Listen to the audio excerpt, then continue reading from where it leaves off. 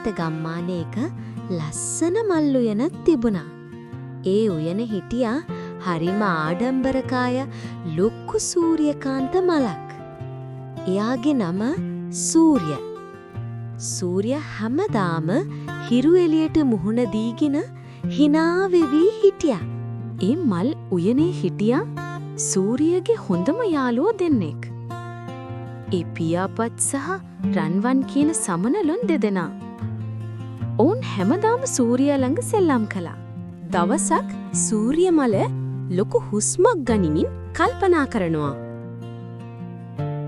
සූර්ය යාළුවා මොකද කල්පනා කරන්නේ? ඔයාලාද? මම කල්පනා කළා මම තමයි මේ උයනේ ඉන්න ලස්සනම සහ උසම මල. අනිත් මල් එච්චර ලස්සන නැහැ. රන්වන් සහ පියාපත් පුදුමයෙන් එකිනෙකාගේ මුහුණු බැලුවා. ඒත් සූර්ය හැම මලක්ම ලස්සනයිනේ.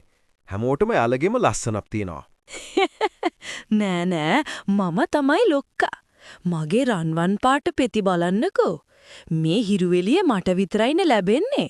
පියාපත් සහ රන්වන් දුකින් බිම බැයිවා. ඒත් යාළුවා අපිට ඔයාගේ පැණි බොන්න විතරයි අවසර තියෙන්නේ. ඔයා අපිට වෙන මල් ළඟට යන්න දෙන්නේ නැහැ. මම ලස්සන නිසානේ අනිත් මල් ළඟට ගියොත් ඔයාලගේ ලස්සන අඩු වෙයි. දවසක් හවස ලොකු කුණාටුවක් ආවා. අහස කළු වෙලා හයියෙන් හුලං හැමුවා. අනේ මට බයයි. මේ හුළඟ හරිම සැරයි. මගේ පෙති කඩාගෙන යයිද දන්නේ නැහැ. පියාපත් සහ රන්වන් ඉක්මනින් සූර්ය ළඟට පියාඹා ආවා. බය වෙන්න එපා සූර්ය. අපි ඔයා ළඟ ඉන්නවා. අපි පොඩි වුණාට අපි එකතු වෙලා ඔයාට උදව් කරන්න පුරුලම්. වීඩියෝ එකේ පෙන්වන්නේ සමනලුන් දෙදෙනා සූර්යාගේ කඳට සහ පෙතිවලට වෙලා හුළඟෙන් බේරෙන්න උදව් කරන හැටි. ඔවුන්ගේ බරින් සහ පියාපත් නලින් සූර්යාට ටිකක් ශක්තිය ලැබුණා. ටික වෙලාවකින් කුණාටුව පහව ගියා. හිරු එළිය නැවතත් උද්‍යානයට වැටුණා. අනේ මට තේරුණා මම කලේ වැරද්දක්. මම විතරක් ලොකුයි ලස්සනයි කියලා හිතුවා. ඒත් මට ඔයාලගේ උදව් නැත්නම් මේ කුණාටුවට මාව විනාශ වෙන්න තිබුණා. ඔව් සූර්ය. අපි හැමෝම එකමතු වුණොත් තමයි ශක්තිමත් වෙන්නේ. අපිට තනියම හැමදේම කරන්න බෑ. අපි හැමෝටම උදව් ඕනේ. මට සමා වෙන්න යාළුවනේ. මම අද ඉඳන් ආඩම්බර වෙන්නේ නැහැ.